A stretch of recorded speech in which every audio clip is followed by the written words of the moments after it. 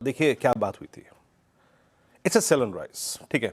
As per the stats FII seller 900 बड़ा कॉलेटर्स का zone है। The movement you will go towards 900 a sell will work.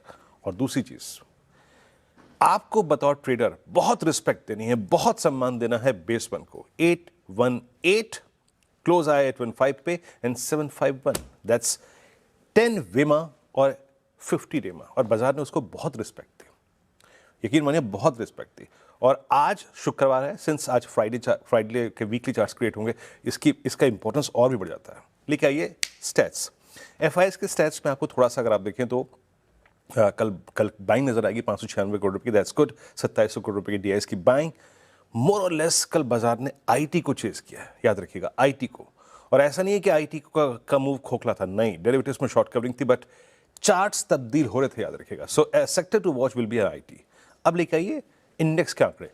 Index उन्होंने कल भी बेचा, बट बेचने का जो क्वांटम था वो काफी कम था, मात्र 129 करोड़ रुपए। तो आप ये मान के चलिए कि जो उनके नेट आउटस्टैंडिंग शॉर्ट है वो मोर और लेस उस रेंज में स्टेबल है। कहां पे? 1.65 के आसपास, उसमें कोई सब्सटेंशियल चेंज नहीं है। But the critical factor is stock futures.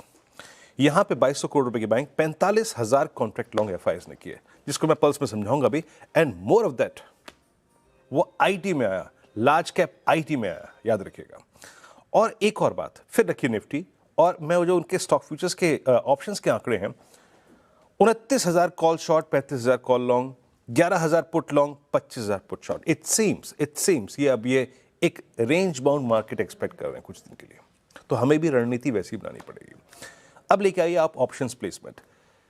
एक चीज काफी डिसाइसिव है, वो 25,900, जो हम बार बार सेल एंड राइज की बात कर रहे हैं, वो 25,900 का कॉलेक्टर जनाब वो खिसकने को तैयार नहीं है। Look at outstanding Y at 25900, अभी भी 25,900 पे उतना ही है। 26,000 पे थोड़ी बहुत राइटिंग कम हुई है, that's good, but still it holds 1.1 crore और 26,100 पे करीब 72 लाख का। इसके अगेंस्ट पुट राइटर्स ओनली 0.6% की क्वांटम में है, यानी अगर एक कॉल खड़ी है तो उसके अगेंस्ट अगर आप देखें तो मात्र फ्रैक्शन में 0.6 पुट खड़ी है। तो 58 लाख, 57,000, ये 56 लाख और 57 लाख, ऑलमोस्ट अगर आप देखें 0.6%, 0.7%। Lower put writers conviction, but थोड़ा बहुत राइटिंग विजिबल थी। अब पिरामिड्स में आप वो बात देखेंगे जब ह्यूज कॉल राइटर्स कन्विक्शन के against lack of put writers conviction, but still visible थे पुट राइटर्स थोड़े बहुत। ये देखिए, लेके आइए लेवल्स अब स्क्रीन पे। एक बात कह रहा हूं कि रेजिस्टेंस 1 लेके आइए। जब तक कि RS1 की ट्रेजेक्टरी नहीं क्रॉस हो रही है, it will be sell and rise. देखिए डेटा ड्रिवन स्ट्रेटजी है, ऐसा नहीं कि मेरा मन है कि नहीं मैं सेल एंड राइज करूंगा, नहीं, ऐसा नहीं है। डेटा ड्रिवन, अगर पहला रेजिस्टेंस कटता है तो Nifty will give a swing towards 973 and 26023। अब मैं ये चूज कर सकता हूं कि मैं उस वक्त शॉर्ट ना करूं, मैं उस वक्त न्यूट्रल रहूं, और आप चूज ये भी कर सकते हैं कि आप 923 के बाद एक रिस्क लें to get long, to get a swing towards 26023 और might be 89 और might be 130, जो कि मैंने कमेंट्री में, अपने रिटर्न कमेंट्री में मेंशन किया है। तो आप इसे अप्रोच करिए। बहुत डिसाइसिव लॉन्ग तभी बनेगा जब 26,023 पार हो जाएगा, याद रखिएगा। इन दैट केस आप सारे कॉल राइटर्स, और आप 2 कॉल राइटर्स के ऊपर होंगे, आप 10-20 डेमा को रीगेन कर चुके होंगे, एंड 10-20 डेमा यही है रेजिस्टेंस का 1 का बड़ा कारण, द रीजन टू कोलैप्स। सो अगर RS1 कटता है तो a small swing towards 26023 possible. आप पार्टिसिपेट करना चाहते हैं करिए, नहीं करना चाहते नहीं करिए, बट स्ट्रेंथ तभी आएगी जब 26,023 कटेगा। Below RS1 it will be sell and rise. और याद रखिएगा उस सेल के व्यू को फिर हम टारगेट करेंगे as per the stats only base 1, that's 10 वेमा और 50 day exponential average and little bit of put writers conviction. तो अभी हमें इनिशियली रेंज पर फोकस करना है। रेंज ऊपर की तरफ क्रैक होगी RS1 के ऊपर। और एक बात याद रखिएगा, अभी तक बाजार 50 डेमा को और 10 वेमा को रिस्पेक्ट दे रहा है। In any circumstances, it's Friday, कुछ भी पॉसिबल है। अगर हम बेस 1 की जब ड्रिफ्ट होते हैं तो यकीन मानिए Nifty will prepare for 640 run in that case and trade accordingly. Nifty bank, मैं आपसे पिछले 2 हफ्ते से बार बार ये कहने में परहेज कर रहा था कि it's a weak structure, and that's the reason.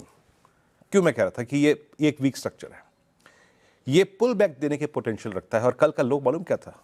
It was 58,712, base 1 exactly वही था 12, वहां से रिवर्सल दिया, लेकिन क्या पार नहीं कर पाया? RS1, यानी ऑप्शन राइटर्स की रेंज में ट्रैप्ड।